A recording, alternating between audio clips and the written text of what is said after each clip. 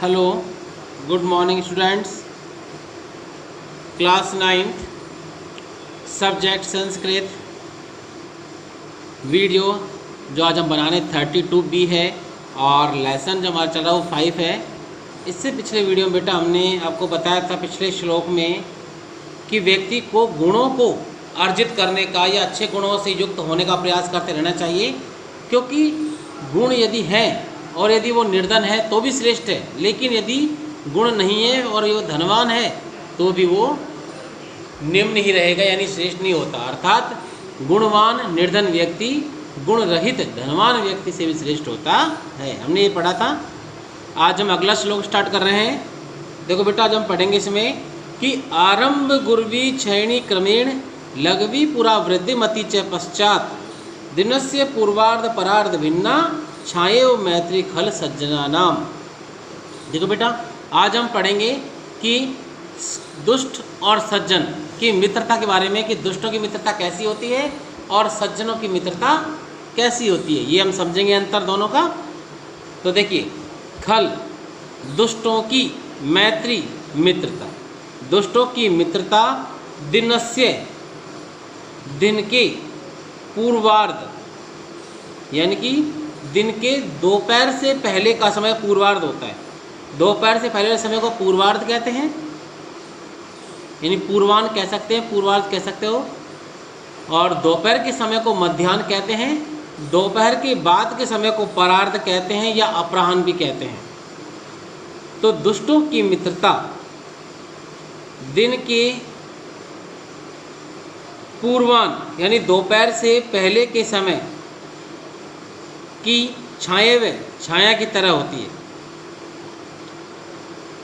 दुष्टों की मित्रता दोपहर से पहले की छाया की तरह होती है, जो आरंभ गुर्वी, जो शुरुआत में तो बड़ी और क्षयणी क्रमेण और क्रम से धीरे धीरे छोटी होती चली जाती है।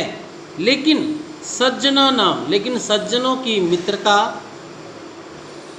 परार्ध भिन्न, यानी कि दोपहर के बाद की छाया की तरह होती है, जो पुरा लघवी, जो पहले तो पुरा यानी पहले या शुरुआत में, लघवी यानी कि छोटी, छः और वृद्धिमती पश्चात, और पश्चात होता है बाद में, वृद्धिमती बढ़ती चली जाती है या बढ़ती जाती है।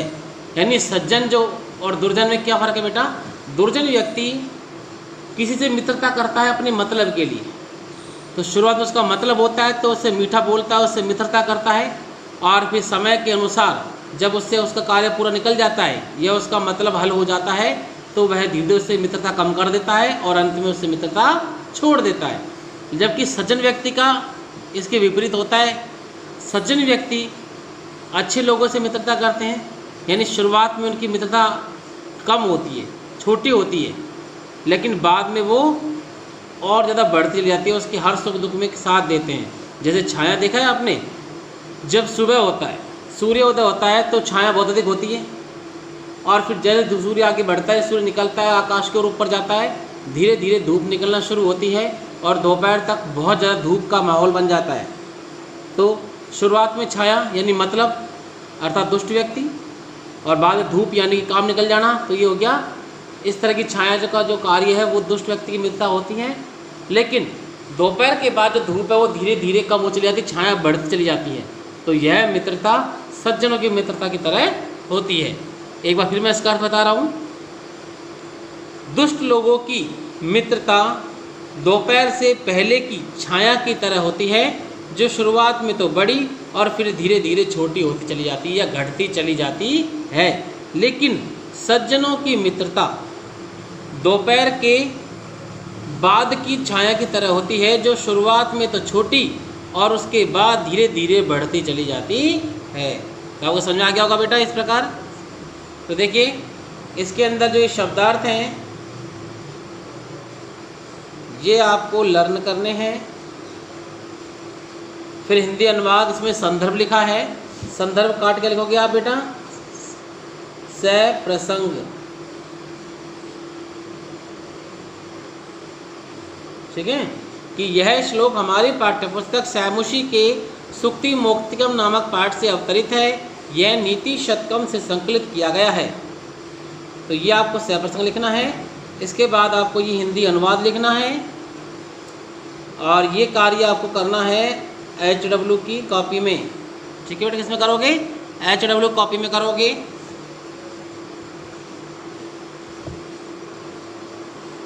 इसके बाद में संस्कृत व्याख्या संदर्भ को काटेंगे और लिखेंगे यहाँ सहप्रसंग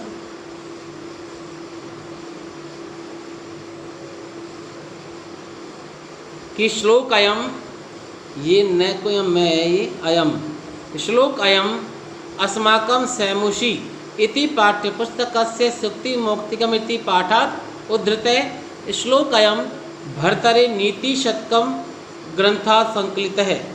यहाँ तक लिखना है। इसके बाद व्याख्या के आगे हम संस्कृत लिखेंगे,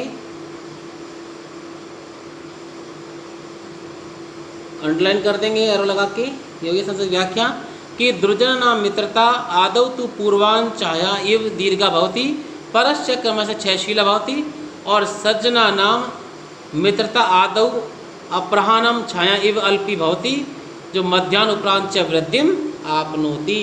यहाँ तक आपको लिखना है और ये आपको करना है HW की कॉपी में। इसके बाद में ये जो अवबोधनम कार्य है, एक पद उत्तर दीजिए, पूर्ण वाक्य में उत्तर दीजिए और यथा निर्देश उत्तर दीजिए। ये आपको लर्न करना है। ठीक है बेटा, तो आज के वीडियो में बस इतना ही। Okay students.